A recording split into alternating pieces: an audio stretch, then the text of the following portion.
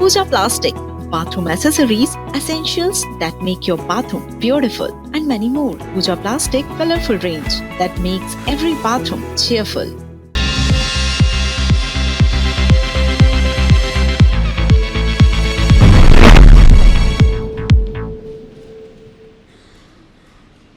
नमस्कार, top 10 news में आप सभी दर्शकों का बहुत स्वागत है। मैं हूं आपके साथ राहुल सौमित्र। ईरान इजराइल युद्ध के चलते मध्य प्रदेश के कई जिलों में रसोई गैस की समस्या को लेकर लोग परेशान हैं। क्या आप भी परेशान हैं? हम आपको अलग अलग जिलों की तस्वीरें दिखाते हैं। परेशान नहीं होना चाहिए, हालात कैसे भी हो, लेकिन ये 6 तस्वीरें हैं जो बता रही हैं कि दिक्कत तो है। गैस एजेंसी संचालकों के साथ बैठक जबलपुर में हुई है। अगर बात रीवा की जाए तो गैस एजेंसी के बाहर लंबी लंबी लाइन देखने को मिली है। शहडोल की आप देखिए तस्वीरें हैं, शहडोल में भी लंबी लंबी लाइन दिख रही है, गैस एजेंसी के बाहर लंबी लाइन दिख रही है। अब आ जाइए टीकमगढ़, तो टीकमगढ़ में भी कमोबेश स्थिति वही है, यहां भी लंबी लाइन है। जबलपुर अब आपको दिखाते हैं, 44 अवैध सिलेंडर जब्त किए गए हैं। टीम के द्वारा टीम पहुंची और वहां देखी तो यहां पे सिलेंडर इकट्ठे किए गए थे और एलपीजी वितरण के लिए नई एसओपी याद आ गई। नई एसओपी यहां पे जारी की गई है। एक चीज है, अब सिलेंडर के लिए लंबी लंबी लाइन भारत देश में इसके पहले भी लगी है, ऐसा नहीं कि पहली बार लग रही है, लेकिन वो बहुत पहले की बात है। 2014 के पहले लोगों को जब गैस सिलेंडर लेने जाना होता था तो गैस एजेंसी के बाहर लंबी लाइनें लगती थी और लोग खुद वहां से लेते थे और अपने घर में लाते थे, लेकिन अब तो होम डिलीवरी होती है। लेकिन ईरान और इजराइल युद्ध की वजह से ये तस्वीरें इन दिनों देखने को मिल रही है।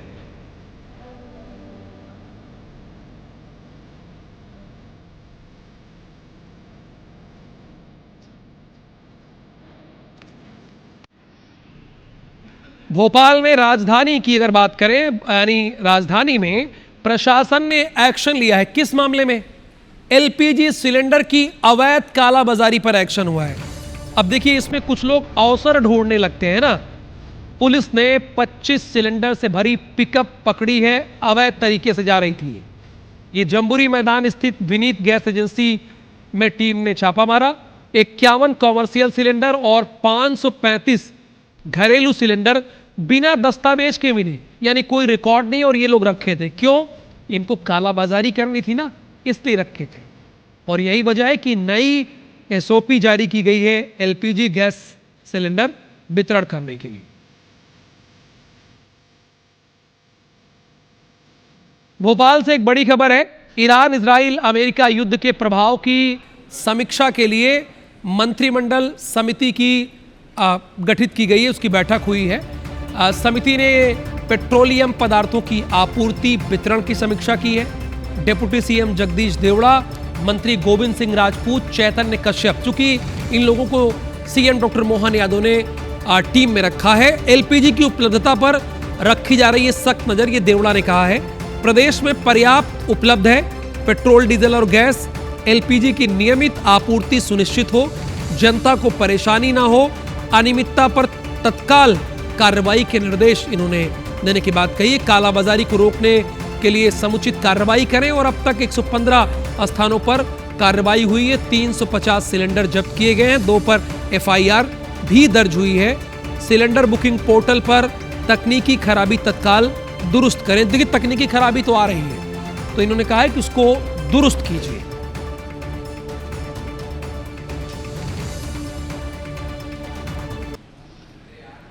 छत्तीसगढ़ की सियासत में धर्मांतरण वो मुद्दा है जिसकी आंच कभी ठंडी नहीं होती। साय कैबिनेट द्वारा नए धर्मांतरण विधेयक को मंजूरी देने के बाद अब इस पर क्रेडिट और नियत की लड़ाई शुरू हो गई है। प्रदेश के स्वास्थ्य मंत्री श्याम बिहारी जायसवाल ने कांग्रेस को आड़े हाथों लेते हुए कहा कि धर्मांतरण के मुद्दे पर कांग्रेस का डबल स्टैंडर्ड है।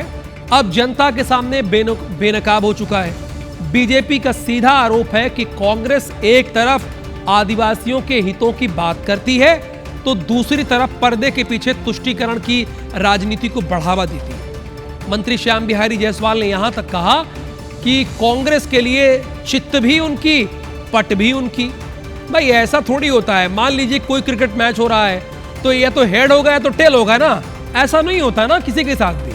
बहरहाल, लेकिन अब ये खेल नहीं चलेगा। श्याम बिहारी जायसवाल कह रहे हैं कि अब आपका ये खेल नहीं चलेगा। जनता की जो बेहतरी है, क्षेत्र का डेवलपमेंट है, प्रदेश की प्रगति है, देश की उन्नति, इससे इनको कोई मतलब नहीं है।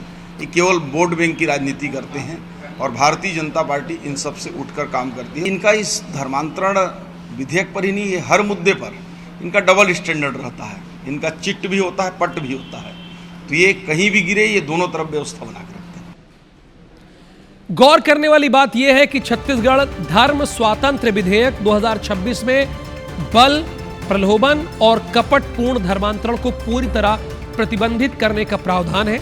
सरकार का यह तर्क है कि यह कानून किसी की निजी आस्था पर चोट नहीं करता, बल्कि धर्मांतरण के नाम पर होने वाले अवैध खेल को पारदर्शी तरीके से रोकता है। इस पर कांग्रेस ने पलटवार किया है। भारतीय जनता पार्टी का ये स्वभाव ही है कि वो धर्म के नाम पर राजनीति करती है। वास्तविक में धर्मपूर्वक राजनीति करने से देश का और छत्तीसगढ़ का दोनों का भला होता है।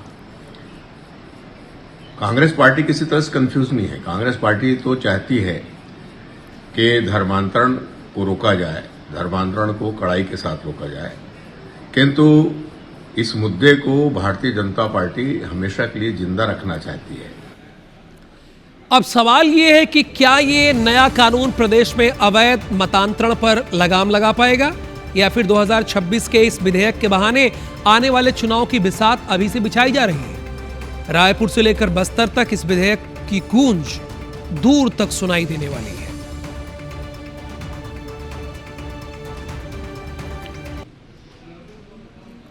दुर्ग के समोदा गांव में अफीम की अवैध खेती के मामले में जिला प्रशासन ने बड़ी कार्रवाई की है। कलेक्टर ने कृषि विस्तार अधिकारी एकता साहू को निलंबित कर दिया है। बताया जा रहा है कि एक दिन पहले ही उन्हें कारण बताओ नोटिस जारी किया गया था और जवाब मिलने के बाद यह कार्रवाई की गई है। जांच में सामने आया है कि जिस खेत में अफीम की फसल उग रही थी उसे कृषि विभाग के अधिकारी ने मक्का की फसल बताया। वाह, मतलब कृषि विभाग के अधिकारी अफीम के खेत को मक्का की खेती कह रहे हैं। अब लोग पूछ रहे हैं कहीं आप तो नशे में ये नहीं कर रहे थे कि आपको अफीम का खेत मक्का का खेत दिख रहा है। दस्तावेजों की जांच में पता चला कि विनायक ताम्रकार के भाई बिमल ताम्रकार के खेत को 1 महीने पहले मक्का का प्रदर्शन प्लाट बताया गया था, जबकि वहां धान की फसल लगी हुई थी। आरोप है कि सरकारी रिकॉर्ड में गड़बड़ी करके स्थान परिवर्तन किया गया और प्रदर्शन प्लॉट के नाम पर राज्य सरकार की प्रोत्साहन राशि भी जारी की गई। रिपोर्ट में मक्का के खेत की फोटो लगाई गई, जबकि उसी के पीछे अफीम की खेती हो रही थी। इस मामले में फसल सर्वेयर शशिकांत साहू और पटवारी अनीता साहू को भी नोटिस दिया गया। उनके जवाब का इंतजार किया जा रहा है। ग्रामीण कृषि विस्तार अधिकारी के द्वारा वहां पर फसल प्रदर्शन करवाया गया था और उसमें कुछ लापरवाहियां की गई थी। जिस स्थान पर करवाया जाना चाहिए उसके स्थान पर दूसरी जगह पर करवा दिया गया था। कृषक का फोटो नहीं लिया गया था और वहीं पास में अफीम की खेती थी, परंतु उसके द्वारा सूचना नहीं गई थी, इसलिए उसके खिलाफ कार्रवाई की गई, निलंबन किया गया है। जांच चल रही है, अगर और भी किसी की गलती निकलेगी तो उसके खिलाफ भी कार्रवाई की जाएगी। दुर्ग के कलेक्टर महोदय अभिजीत सिंह जी, अगर सरकारी अधिकारी है तो उसको आप निलंबित कर रहे हैं। नहीं, कलेक्टर साहब सुनिएगा जरा ध्यान से, अगर सरकारी अधिकारी है तो उसको आप निलंबित करते हैं। भाई उसी ने अफीम की खेत को मक्का का खेत बताया, एफआईआर दर्ज करवाइए ऐसे अधिकारियों के खिलाफ। निलंबित करने से काम नहीं चलेगा। ये आप बचा रहे हैं उनको कलेक्टर साहब, ऐसा नहीं होना चाहिए, ये गलत है, ये गलत, और जो गलत है वो कहना चाहिए। अब छत्तीसगढ़ के दुर्ग की बात कर लेते हैं। अगली खबर भी दुर्ग से है। यानी बलरामपुर जिले से अवैध अफीम की खेती की खबरें तो अभी तक आपने देखी और सुनी है, और अब हम आपको ले चलते हैं मध्य प्रदेश के झाबुआ। यहां लहसुन फसल की आड़ में अफीम की खेती की जा रही थी। मामला पेटलावद जनपद के ग्राम गरवा खेड़ी का है। मुखबिर की सूचना पर पुलिस की संयुक्त टीम ने एक खेत में दबिश दी। जांच के दौरान लहसुन की फसल के बीच अवैध रूप से लगाए गए अफीम के पौधे मिले। पुलिस ने मौके से करीब 334 अफीम के पौधे जब्त किए। सूचना पे पुलिस टीम ने तत्काल दबिश दी गई पुलिस टीम द्वारा, और हमने मौके से लगभग 334 अफीम के कुछ पौधे जब्त किए हैं। इसमें 8/18 NDPS एक्ट में प्रकरण FIR पंजीबद्ध है। मामला अभी विवेचना में है, आगे कार्यवाही की जाएगी।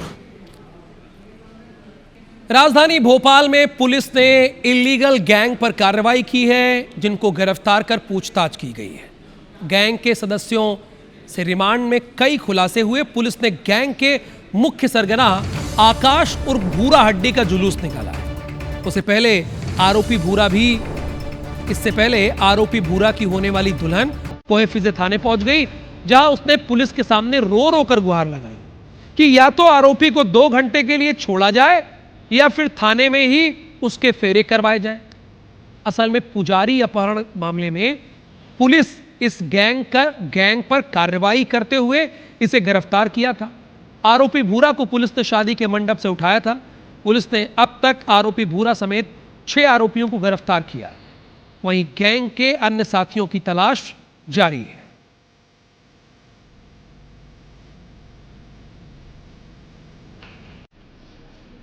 उज्जैन में फर्जी साधुओं के खिलाफ बहुत ही जल्द काल नेमी अभियान चलाया जाएगा। अखिल भारतीय अखाड़ा परिषद के राष्ट्रीय अध्यक्ष रविंद्र पुरी ने कहा है कि साधुओं के वेश में घूम रहे फर्जी लोगों पर सख्त कार्रवाई की जाएगी। उन्होंने बताया कि असली साधु संतों के पास आधार कार्ड के साथ अखाड़े का पहचान पत्र होता है। केवल भगवा वस्त्र पहन लेने से कोई साधु नहीं बन जाता। कई मामलों में अपराध करने वाले लोग साधु के वेश में पाए जाते हैं, जिससे संत समाज की छवि खराब होती है। आगामी सिंहस्थ महाकुंभ को देखते हुए उज्जैन में संतों के रूप में रह रहे लोगों की पहचान की जांच अनिवार्य की जाएगी। रविंद्रपुरी महाराज ने चेतावनी दी कि फर्जी साधु बनकर घूमने वालों के खिलाफ अभियान चलाकर उन्हें जेल भेजा जाएगा। संतों के भेष में इस समय कौन कहाँ से आया, उग्रवादी भी हो सकता है, कोई भी हो सकता है, उसकी जांच होना भी बहुत ज़रूरी है। और हमारा पूरा प्रयास है कालनेमी अभियान भी उज्जैन में छेड़ा जाएगा। और जितने भी ये फर्जी लोग घूम रहे हैं, भगवा पहन के घूम रहे हैं, इनको जो है जेल भिजवाना बहुत ज़रूरी हो गया है। और हमारे यहाँ कुछ ऐसे भी संत हैं जो संतों के चोले में बीवी बच्चे पालते हैं। मैं उनको भी कहना चाहता हूँ, खबरदार हो जाएं। संतों का काम बीवी शादी करना नहीं है, बच्चे पालना नहीं है। संतों का काम जो है परमार्थ के लिए है। इंदौर में सनातन प्रीमियर लीग का आयोजन नेहरू स्टेडियम में किया जा रहा है। इसमें कुल 8 टीमें भाग ले रही हैं। इसमें चयनित 125 युवा भाग ले रहे हैं। आयोजन का नेतृत्व कथावाचक देवकीनंदन ठाकुर कर रहे हैं। इसमें खेल के साथ संस्कारों की बात होगी। इस आयोजन में शामिल होने पहुंचे अनिरुद्धाचार्य महाराज ने कहा कि पहली बार सनातनी स्टेडियम में बैठकर मैच का आनंद ले रहे हैं। इस मैच के माध्यम से सनातन को आगे बढ़ा रहे हैं। साथ ही उन्होंने महाकुंभ में वायरल गर्ल मोनालिसा की शादी पर भी बयान दिया। अनिरुद्धाचार्य महाराज से बात की है हमारे संवाददाता ने। SPL शुरू हो चुका है। आज पहला मैच खेला जा रहा है महाराष्ट्र और साउथ की टीम के बीच। इस वक्त हम लोग स्टेडियम में ही मौजूद है। हमारे साथ आप पीछे देखेंगे अनिरुद्धाचार्य महाराज और देवकीनंदन ठाकुर महाराज, दोनों ही यहाँ पर मौजूद है। महाराज जी, जब आपको कहा गया देवकीनंदन ठाकुर महाराज के द्वारा कि एक क्रिकेट मैच प्लान कर रहे हैं जो सनातन थीम पर होगा, सनातन को उसके माध्यम से आगे बढ़ाया जाएगा, क्या ख्याल आपको आया? किस तरह से आपने उसे डील किया और उसके बाद एक टीम आपने भी यहाँ पर उतारी? गुरुजनों की आज्ञा शिरोधार्य होती है। संत जो भी करते हैं जन कल्याण के लिए करते हैं। अब देखिए, इन बच्चों को कोई जानता नहीं था, अच्छे प्लेटफॉर्म नहीं थे इनके पास। काबिलियत तो है, योग्यता है, टैलेंट, पर प्लेटफॉर्म नहीं था। संतों ने प्लेटफॉर्म दे दिया। इससे बड़ी संतों की समाज सेवा क्या हो सकती है। कुछ लोग कहते हैं ना कि क्रिकेट उस देश का खेल है, उस देश का खेल है। भगवान श्री कृष्ण ने खेल खेला था गेंद का, तो हमारे भगवान कृष्ण का खेल है ये, इसलिए सबको खेलना चाहिए। खेल से ही व्यक्ति स्वस्थ रहता है, हैप्पी रहता है, और ये ज़रूरी है हेल्थ के लिए। कुंभ में जो लड़की फेमस हुई थी मोनालिसा, उसने एक मुसलमान युवक से शादी की, फरमान खान से, उसे कैसे देखते हैं? सनातनियों को अपनी बेटियों को बढ़िया संस्कार देने चाहिए। क्या है ये सब चीज़ें इसलिए होती हैं क्योंकि संस्कारहीनता है, संस्कार की कमी है। संस्कार वाला लड़का या लड़की माँ बाप के खिलाफ क्यों जाएगा या जाएगी। ये देखिए पूरा खेल लव जिहाद का है। कैमरामैन संतोष जटवन के साथ निहारिका शर्मा, IBC 24 इंदौर। इंदौर में सनातन प्रीमियर लीग खेला जा रहा है। इस दौरान शहर में साधु संतों का जमावड़ा लगा हुआ है। मैच के दौरान आई देवकी नंदन ठाकुर से IBC 24 ने खास बातचीत की है। हमारे साथ यहाँ पर आयोजक, SPL के आयोजक देवकी नंदन ठाकुर महाराज मौजूद है। सर, सबसे पहले तो बहुत बहुत शुभकामनाएं। एक SPL ऐसा कार्यक्रम, सनातन प्रीमियर लीग, जो शायद ही कोई सोचे, उसे आपने मैदान पर उतार दिया है। हमारे धर्म का जो आधार है वो है परोपकार। परोपकार का मतलब है कि जो समाज से तुमने लिया है उस समाज को कुछ अगर तुम अपनी तरफ से दे सकते हो तो तुम्हें देने का प्रयास करना चाहिए, क्योंकि जिन्हें आज तक तो कोई नहीं जानता, अब जब पहली बार इस बड़े चैनल पे इनका नाम जाएगा और इनका प्रदर्शन प्रतिभा जाएगी तो नो डाउट इनके कम से कम गली मोहल्ले में इनकी पहचान बनेगी। इसके माध्यम से सनातन को हम कैसे आगे बढ़ा रहे हैं? अरे हमारे सनातनी बच्चे आगे बढ़ेंगे अगर अपने प्रतिभा का प्रदर्शन करेंगे, और फिर यही बच्चे जब उन बच्चियों का सपोर्ट करेंगे जो बच्चियां, आपको पता है ना, एसिड अटैक जी, जो बहुत रोगों से पीड़ित महिलाएं हैं और जो कुछ करना और पढ़ना चाहती हैं, उन सबको सपोर्ट, इनके एक रन पे 500 रुपए हैं। मोनालिसा ने हाल ही में एक मुसलमान व्यक्ति से शादी की, इसे कैसे देखते हैं? अच्छा है, माला बेचने के लिए गई थी, अब वो किसी की बलि चढ़ गई है, वो भगवान जाने, हम तो कुछ कह नहीं सकते। हम उन बच्चों पे फोकस नहीं कर रहे हैं जिन बच्चों का भविष्य अंधकार में चला जा रहा है इन हरकतों से। अब कुछ काम हम लोग सोशल मीडिया वाले भी कम नहीं है। बिल्कुल महाराज जी, आखिरी सवाल, आइए संतोष वर्मा की बात करें तो वो ब्राह्मण बेटियों के बारे में बात करते हैं। लगातार इस तरह से ब्राह्मण बेटियों को या सनातन बेटियों को जो लोग समाज को तोड़ने की बात करते हैं, वो कोई, हम किसी के पर्सनल कमेंट नहीं कर रहे हैं। सनातनियों को अगर ये देश बचाना है तो एक दूसरे पे गंदी टिप्पणी करने की बजाय, बेटी चाहे ब्राह्मण की हो, बेटी चाहे किसी और की हो, सब बेटियां हमारी हैं। बेटियों के विरुद्ध में बोलता है वो हम गारंटी से कह सकते हैं उससे गंदा आदमी कोई नहीं हो सकता ब्रह्मांड में। कैमरामैन संतोष जटवन के साथ Niharika Sharma, IBC 24 Indore. Top 10 news में आज के लिए बस इतना ही। मुझे और मेरी पूरी टीम को दीजिए अनुमति। नमस्कार।